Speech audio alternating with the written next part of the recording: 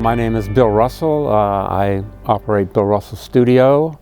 I do decorative finishing on furniture, primarily employing the vinegar paint technique, which was popular in the early 19th century in the U.S. My craft is quite old, going back maybe longer than anybody really could document. My introduction came through, as I say, reading and through my exposure to techniques that I learned at the finishing school on Long Island in New York. I would say one of the more complex aspects of this craft is really understanding the nature of the pigments that you're using, moving the paint around on the surface, introducing air into the paint, introducing bubbles into the paint. All of these things can change the way the paint settles out and the kind of result that you get visually, which is not a brush stroke. In this kind of work, you're attempting to create surfaces that appear to be naturally occurring. And as you see, as the material dries, as the paint dries, it's going to create its own activity and it's going to take on its own pattern. I'm going to let it do that. I want it to be natural. I want it to look like I didn't do it. I want it to look like nature did it. And in fact, nature is doing it because I'm not in control of it anymore. Once I understood the nature of the process of vinegar painting, it really clicked with me. Somehow, this became the technique that was going to be my thing.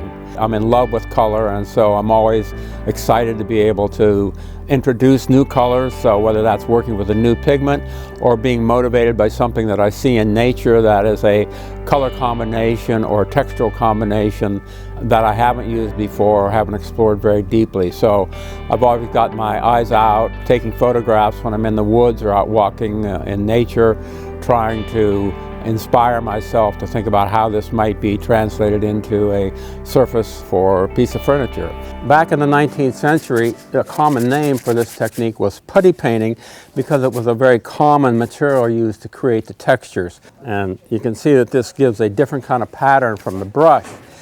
It's heavier in some places than others, but I can use this brush, which is called a Badger blender, a very, very fine brush, and I can pull the colors out, but I still keep that pattern that I established with the putty. When I encountered my mentor and teacher, Ina Marks, who I studied with on Long Island, and she came to Philadelphia to speak, and this was a few years after I had taken several courses from her. And after she spoke, I approached her with some photographs of some work, and her comment was, wow, you've taken an ancient technique and brought it into the 20th century. We're still the 20th century when this happened. And I felt that was a real compliment, and I felt like if she was willing to make that comment, I was willing to accept that as being accepted into the community of, one might say, master craftsmen or something in that range. That idea that you don't need a big industrial complex behind you to do this at its very basic core is, I think, a testament to just the ingenuity of somebody finding out how to make something from what they have at hand. Some of this is just has to be done more or less through experience. I can't tell you there's a particular formula for how thick the paint should be or how much you should apply.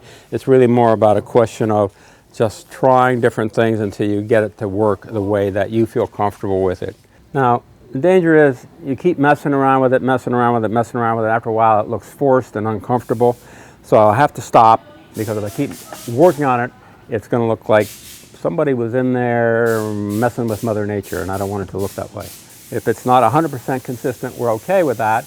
There's no way it can be, given the nature of the material, but that's the beauty of the material, is that it takes on a life of its own once you put it onto the surface. People might have the misconception that you know everything, and nobody knows everything about anything.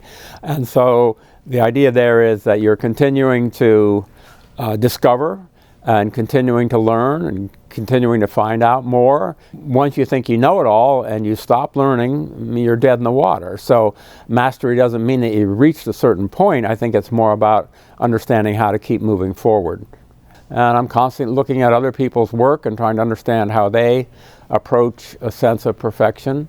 And if I can, bring their dedication into my own work. Hopefully people will maintain it. I've taught it to a number of people, but it's up to every individual to take it and push it forward as they can, and hopefully that'll continue to happen. If you really want to find something that speaks to you and you find that you are moving in a direction, keep pushing. Find a way to just keep immersing yourself in that particular thing, which leads to a kind of mastery. Don't be deterred. Just keep doing the thing that you love. I'd say one of the most valuable things that I've learned from doing this is the ability to work with relatively unsophisticated materials, and through a combination of physical and mental activities create something that is such a mystery to so many people.